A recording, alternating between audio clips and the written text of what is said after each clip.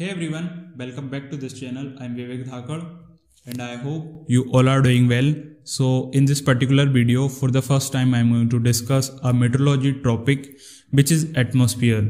So before that, I would like to give a small introduction of meteorology. So what meteorology is? Meteorology is a branch of science which deals with physical processes, atmosphere and all the weather phenomena. A good pilot must have good knowledge in meteorology because weather is a thing in modern aviation which cannot be controlled by human. So a good knowledge in meteorology will help the pilot to read and forecast the weather conditions. It will help the pilot to anticipate from bad weather conditions. Before starting, I would like to give a small disclaimer that the notes I had used in this video is not completely owned by me. Some is my internet research, some I took from IC Joshi and some is from Oxford. So let's start with our today's topic, atmosphere. Atmosphere is layer of gases that surrounds Earth. It has weight and exerts pressure. It is attached to Earth due to gravitation and it has no exact height. It just gets thinner and thinner with height and ultimately it merges with the outer space. If all these 3 points went above from your head, then no problem, we will learn them with help of this diagram. So what is atmosphere?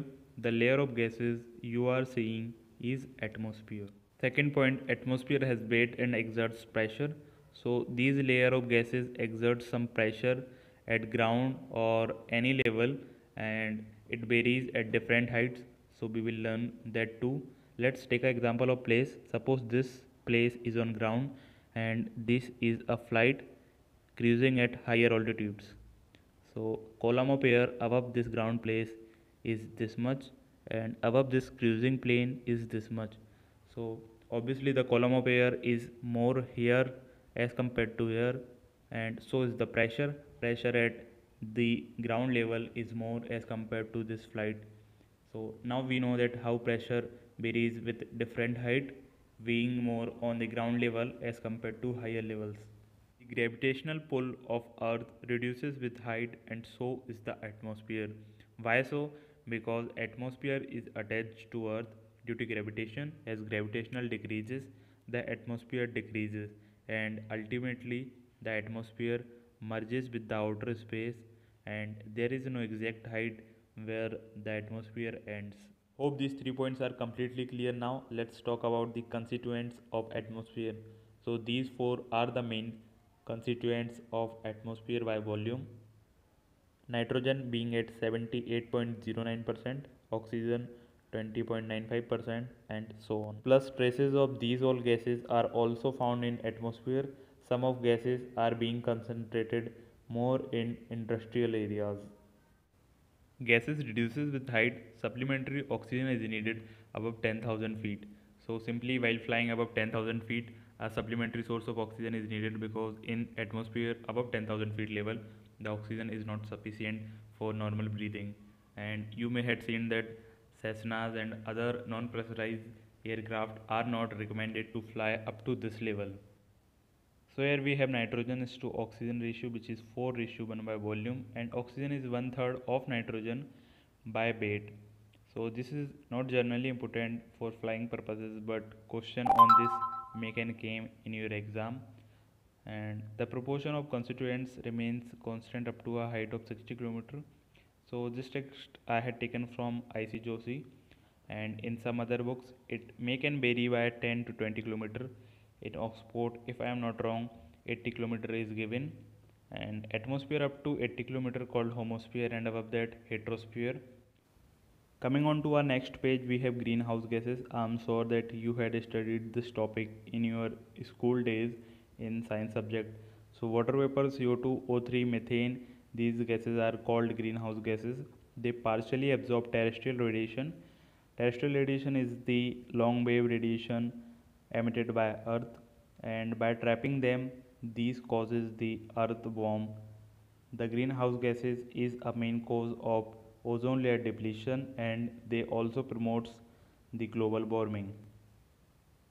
Next we have water vapor. So in tropics is the area between 23.5 degree north to 23.5 degree south. The area between Tropic of Cancer to Tropic of Capricorn. So in this area the water vapor are much more as compared to poles, and above 30,000 feet the water vapor are negligible. Next we have ozone. Ozone forms in upper atmosphere. Ozone absorbs UV rays which are harmful to us and protect us from ill effects of these UV rays. It is found between 10 to 50 km and maximum concentration is at 20 to 25 km. Next we have vertical distribution of air mass. So half of the air mass is below 6 km and third fourth of air mass is below 10 km and 99% of air mass is below 35 km. So here you can see that how air mass reduces with increase in height. On next we have thermal structure of atmosphere. So the flow of heat from earth's surface to atmosphere is due to these two types of heat, sensible heat and latent heat. Sensible heat contributes 23% and latent heat contributes 77%. Remember these two things because these are important from exam point of view. Then we have height to temperature relation. We will first study layers and then we will study this relation diagram. So first we will start with troposphere. Troposphere is lowest layer of atmosphere. The word tropos means turning and sphere means earth. It extends to 16 to 18 km over equator and 8 to 10 km over poles. Lapse rate in this layer is around 6.5 degrees Celsius per kilometer. Lapse rate means fall of temperature with height. So suppose if you go 1 km higher in this layer, you can expect a drop of 6 degrees Celsius in temperature. So this layer is mostly unstable and most of the flying and weather is confined up to this layer only. Warmer the surface is, higher the height of tropopause. So what tropopause is? Tropopause is boundary between troposphere and stratosphere. Stratosphere is layer above troposphere and tropopause acts as boundary between these two layers. The lapse rate reduces to 1 to 2 degrees Celsius per kilometer. Height of tropopause is controlled by surface temperature, latitude and season. Temperature of tropopause over equator is around minus 70 degrees Celsius. Over poles it's around minus 45 degrees Celsius. Tropopause is at lower height in winters than in summer. As already told you that higher the surface temperature is, higher the height of tropopause. There are two regions where tropopause abruptly changes height called breaks or folds. They are at 40 degree latitude and 60 degree latitude. So these breaks and folds are mainly because of jet streams. We will further study that what jet streams are. For now we have next layer which is stratosphere. So this layer starts from tropopause and extends to 50 km. Initially this layer is isothermal for 8 to 10 km, which means that temperature remains constant even after increase in height. Later temperature starts increasing, which is also called inversion. It is opposite of lapse rate. In inversion temperature increases with height unlike in lapse rate. So due to UV rays radiation absorption by ozone. As we already studied that ozone absorbs UV radiation and because of this absorption temperature increases. This layer is a stable layer and nacreous and mother of pearl cloud are found sometime in this layer. Stratopause is upper boundary of stratosphere. Next layer we have is mesosphere. Mesosphere starts from stratopause to 80 km and lack of absorption of solar radiation causes temperature to fall with height and it is also called lapse rate, and on rare occasion noctilucent clouds are seen. Mesopause. Mesopause is boundary between mesosphere and thermosphere and temperature fall about minus 90 degrees Celsius to 100 degrees Celsius and this is the lowest temperature in all of layers. Then we have thermosphere. Thermosphere extends from mesosphere to the end of atmosphere where temperature increases with height. The temperature increases with height due to some particles present in thermosphere layer. The atmosphere above 60 km is also called ionosphere because of presence of ions. Now because we have studied about all layers, we can understand this diagram more easily now. So from ground to troposphere, the temperature falls with a lapse rate of minus 6.5 degrees Celsius per kilometer. Then for a few kilometers, the layer becomes isothermal and the temperature remains constant. Then in stratosphere, we had studied that there are maximum concentration of ozone layer, and ozone absorbs UV radiation that causes increase in temperature. Then in mesosphere, lack of particles cause temperature fall, so the temperature falls up to mesosphere. Then in thermosphere, due to presence of ion, the temperature increases. Next we have ISA or International Standard Atmosphere.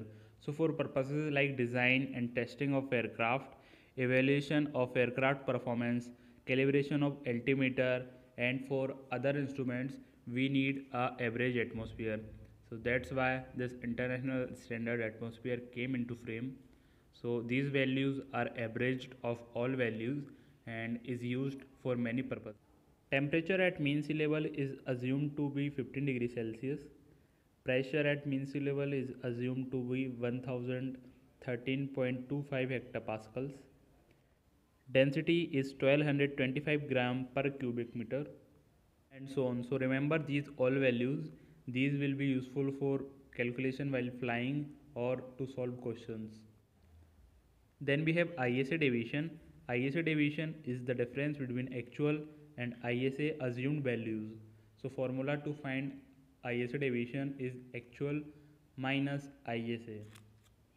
Like ISA, we also have jet standard atmosphere. Why we need this? Because ISA values are quite satisfactory up to 30,000 feet but not above that.